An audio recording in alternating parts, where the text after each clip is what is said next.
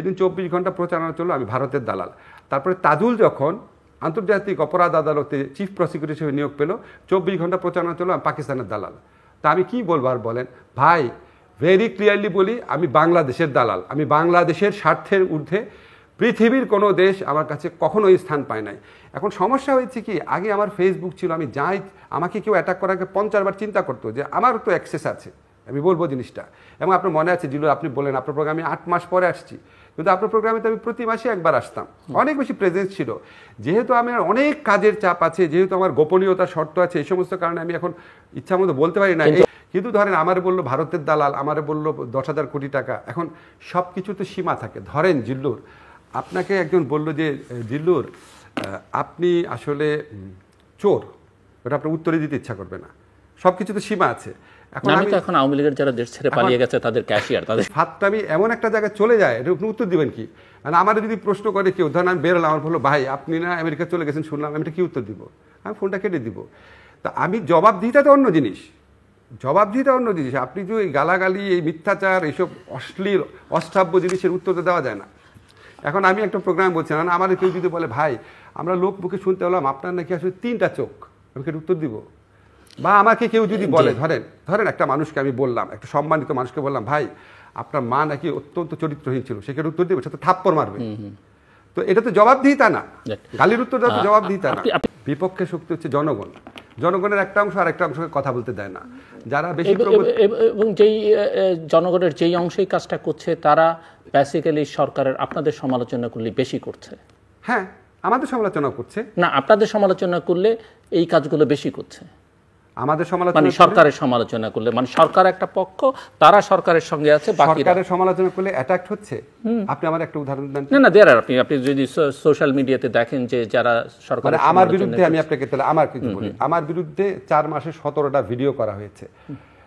পৃথিবীর মানে আমি আমার কল্পনার সীমা ছাড়াই গিয়ে কথাবার্তা বলা হয়েছে, যেটা মানে আমাদের যে দুর্নীতি দমন কমিশনের চেয়ারম্যান মোমেন ভাই, উনি জানেন আপনি স্যান্ডেল পরে ঘুরেন, উনি বসিলায় থাকেন, ওনারে ট্রান্সফার করে আমি 200 কোটি টাকা এমন কথা বলা হয়েছে। আমার এত সব কথা বলার জন্য আমি আওয়ামী লীগের 15 বছরে যত বাজে কথা শুনেছি তার চেয়ে বেশি কথা 7 মাসে শুনেছি। তা আমি কি ব্যবস্থা নিয়েছি তাদের বিরুদ্ধে? কার বিরুদ্ধে আমি মামলা করেছি? কাকে আমি গ্রেফতার করতে বলেছি? কাকে আমি হুমকি দিয়েছি? আপনি নেননি। যেমন আপনার সমালোচনা করলে আমি বুঝতে পারবো যে আপনি নিচ্ছেন কি নিচ্ছেন না, আপনি নিচ্ছেন না, কিন্তু এমন একটা গোষ্ঠী সমাজে তৈরি হয়েছে বা আছে। আমি আপনাকে বলি, স্পষ্টভাবে বলতে চাই, বাক স্বাধীনতার প্রতিপক্ষ আগে ছিল সরকার এবং তার দলের ক্যাডাররা। এখন বাক স্বাধীনতার প্রতিপক্ষ হয়ে গেছে বিভিন্ন জনগোষ্ঠী। একদল আরেক দলকে বলে সে বেশি ধার্মিক, আরেক দল আরেক দলকে বলে ধর্মীয় উন্মাদনা আছে, তৌহিদে জনতা, আরেক দল আরেক দলকে বলে নাস্তিক, তারপর বলে ভারতের দালাল, এই পাকিস্তানের দালাল। এগুলি জনগণের বিভিন্ন অংশ। বিপ্লব পরবর্তী সময় মানুষের মধ্যে নানান অস্থিরতা থাকে, অনিশ্চয়তা থাকে এবং কিছুটা ডিসিপ্লিনের অভাবও থাকে এবং অতিরিক্ত স্বাধীনতা, এক্সপেকটেশন অতিরিক্ত, এগুলির প্রতিফলন হিসাবে এটা হচ্ছে। আপনি যেটা বলেন সরকারের কোনো মদদে বাক স্বাধীনতার পক্ষে যারা কথা বলে তাদের উপর আক্রমণ করা হচ্ছে কিনা, আমার কাছে এরকম কোনো তথ্য নাই। আপনি ধারণা করতে পারেন, ধারণা করার, এবং এই ধারণাটা কতজন মানুষ, এবং পলিটিক্সে পারসেপশন ম্যাটার করে, পারসেপশন তো আছে, পলিটিক্সে পারসেপশন ম্যাটার করে। কিন্তু ধরেন আমরা যখন এই সরকারে আসছি, আমরা তো পলিটিক্স করছি না। বাড়ি ভাঙার ঘটনা ঘটছে, তারপরে ধরেন রাস্তাঘাটে মেয়েদেরকে যখন এটা করছে, এটার কারণে সামাজিকভাবে কিছু সময়ের জন্য হলেও, গত কিছু সময়ের জন্য একটা ভয় তৈরি হয়েছে, মব জাস্টিসের ব্যাপারে ভয়টা তৈরি হয়েছে। আপনি যদি বলেন সরকার এটার পিছনে কোনো প্রণোদনা বা উৎসাহ আছে নাকি, নাই, জিরো। আপনি যদি বলেন এটাকে দমন করার ক্ষেত্রে সরকারের ব্যর্থতা আছে নাকি, হ্যাঁ থাকতে পারে। এটাকে দমন করার জন্য সরকারের যতটুকু কঠোরতা দেখানো দরকার ছিল সেটা আপনি সমালোচনা করতে পারেন, সেটা সমালোচনার অবকাশ আছে। কেন আইন শৃঙ্খলা পরিস্থিতির উন্নতি করা গেল না 8 মাসে? আইন শৃঙ্খলা পরিস্থিতি একটা আমি বলি জিল্লুর, ধরেন আমরা যখন ধরেন আইন শৃঙ্খলা পরিস্থিতির কার্ভ আছে, হ্যাঁ একটা সময় খুব খারাপ থাকে, ধরেন গত 3 দিন যাবত একটু ভালো, আবার একটু খারাপ হয়ে যায়, কার্ভ আছে। একটা সময় কিছু কিছু সময় মনে হয় আইন শৃঙ্খলা পরিস্থিতি খুবই খারাপ, কিছু কিছু সময় মনে হয় মোটামুটি সহনীয়, এরকমভাবে গেছে কিন্তু সময়টা। এখন আপনি যদি ঠিক বাংলাদেশে অপরাধের, আমি জানি এটা শুনতে মানে মনে হবে আমি ট্র্যাডিশনাল মন্ত্রীর মতো কথা বলছি, আপনি যদি অপরাধের স্ট্যাটিস্টিক্স দেখেন তাহলে আমাদের অপরাধ প্রবণতা বাড়ে নাই, কিছু ক্ষেত্রে বরং কমেছে। কিন্তু এখন হয়েছে কি, এখন আমাদের মধ্যে হয় কি যে এত রক্ত দিয়ে এত আত্মত্যাগ করে এরকম একটা সোসাইটিতে এখন কেন এটা হবে, এটা স্বাভাবিক প্রশ্ন, স্বাভাবিক মানুষের যন্ত্রণা, ফলে এটাকে বেশি অনুভূত হয়, এখন অসুখটা রোগটা বেশি অনুভূত হয়। আরেকটা হচ্ছে কেন তারপরও আমরা প্রত্যাশিত মাত্রা আইন শৃঙ্খলা পরিস্থিতি রাখতে পারি নাই, অনেক সময় পারি নাই। এটা কারণ কি? জিল্লুর, বাংলাদেশে সবচেয়ে বেশি কোন প্রতিষ্ঠানটা রাজনীতিকরণ করা হয়েছে? পুলিশের করা হয়েছে না? ঘোষণা দিয়ে গোপালগঞ্জের পুলিশ, ছাত্রলীগের পুলিশ নেওয়া হয়েছে না? এখন আপনি ধরেন এই যে পুলিশ বাহিনী আছে, যারা ছাত্রলীগের পুলিশ, গোপালগঞ্জের পুলিশ, আওয়ামী লীগের লোকের আত্মীয় স্বজন, আওয়ামী লীগ দলের ক্যাডারেরা, তারা রাতারাতি চেঞ্জ হয়ে যাবে? সম্ভব? এটা 1 নম্বর সমস্যা। 2 নম্বর সমস্যা দেখেন, 15টা বছর একটা ফ্যাসিস্ট শক্তি ক্ষমতায় ছিল। তো পুলিশের আপার টায়ারে যত লোক দেখেন, আপার টায়ারের ধরেন 10%, তারা সবাই আওয়ামী লীগের লয়ালিস্ট ছিল। তো 10%কে সরায় যখন আপনি লোয়ার টায়ারে আনতে যান, তখন দেখা যায় তারা 15 বছর যাবৎ বঞ্চিত, 20 বছর যাবৎ বঞ্চিত। তারা যত ভালো অফিসারই হোক, 15 বছর 20 বছর যাবৎ তারা ওএসডি বা চাকরিচ্যুত। তো তাদেরকে যখন আমি বড় পোস্টে বসাই, তার সাথে তো পুলিশের কোনো কানেকশন নাই। তাদের মধ্যে আবার অনেকে গোপালগঞ্জের পুলিশ, ছাত্রলীগের পুলিশ। সো মাঝে মাঝে আমি দেখি সবাই স্বরাষ্ট্রমন্ত্রীর সমালোচনা করেন, এটা যে কত টাফ। আমি আপনাকে বলি, আমাদের যত মন্ত্রণালয় আছে সবচেয়ে কঠিন কাজ হচ্ছে স্বরাষ্ট্র মন্ত্রণালয়, কারণ এই পুলিশ নিয়ে কাজ করতে হয়। এটা হলো মানে আমাদের ফাংশনাল কারণ।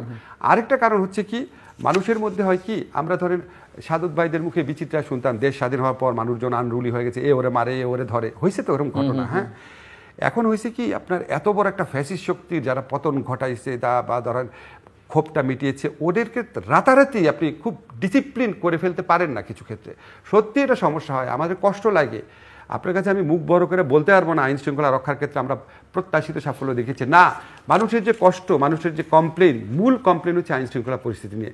এবং এখানে আমাদের শুধু একটা কথাই বলতে চাই, আমাদের সর্বাত্মক প্রচেষ্টা আছে, কিন্তু আমরা একটা ধ্বংসস্তূপ করা প্রতিষ্ঠান নিয়ে কাজ করছি। আপনি আমি একটু আপনার কাছ থেকে বুঝতে চাই যে আপনি এটাকে বিপ্লব বলছিলেন কথা বলবার সময়, এটা বিপ্লব না অভ্যুত্থান, আপনি কি বলবেন?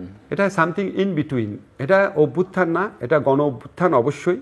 এটা গণ অভ্যুত্থান যেটার মধ্যে বিপ্লবের এলিমেন্ট ছিল, কিন্তু বিপ্লব হয় নাই। হয়তো এটা আরও কিছুদিন লিঙ্গার করলে, মানুষের মধ্যে রেজিস্ট্যান্স আসলে, মানুষের মধ্যে একটা প্রতিরোধ আসলে, যেটা কিছু ক্ষেত্রে হয়তো একটা স্টেজে সশস্ত্র হতে পারত টু সাম এক্সটেন্ট, সেটা বিপ্লবের সম্ভাবনা। সম্প্রতি আপনার একজন কলিগ বলেছেন একটি ভিডিও বা ইন্টারভিউতে বা ভিডিও বার্তা যেভাবেই বলি না কেন, যে 5 তারিখে শেখ হাসিনা বিদায় না নিলে সশস্ত্র লড়াইয়ের প্রস্তুতি তাদের ছিল। আমি আপনাকে একটা কিছু মনে করাই দিই, এরশাদের বিরুদ্ধে আপনি সাক্ষী, আমি দুজনই সাংবাদিক ছিলাম।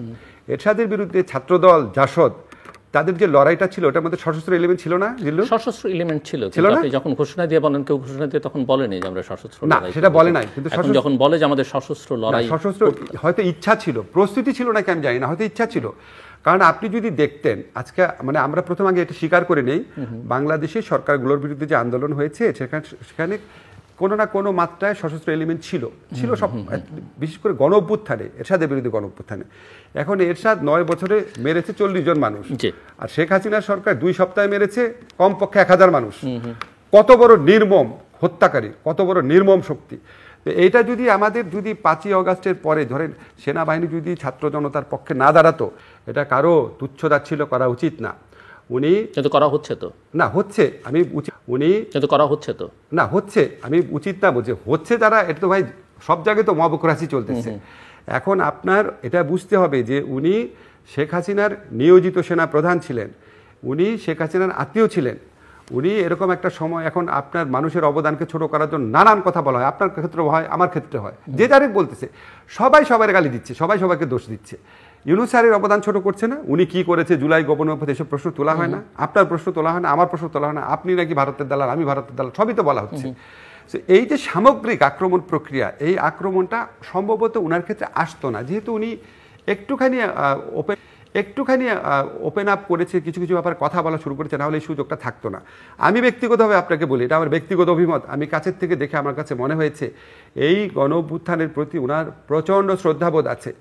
ওনার সাথে যখন আমার কথা হয়, উনি বারবার 2টা কথা বলেন। হ্যাঁ, এখন ধরেন আপনি বলতে পারেন আচ্ছা সেনাপ্রধান এগুলি বলতে পারেন নাকি? ভাই, এরকম একটা প্রায় বিপ্লব গণ অভ্যুত্থানের পরে মানুষের আর ডিফাইন্ড রোল থাকে না, অনেকের ডিফাইন্ড রোল চেঞ্জ হয়ে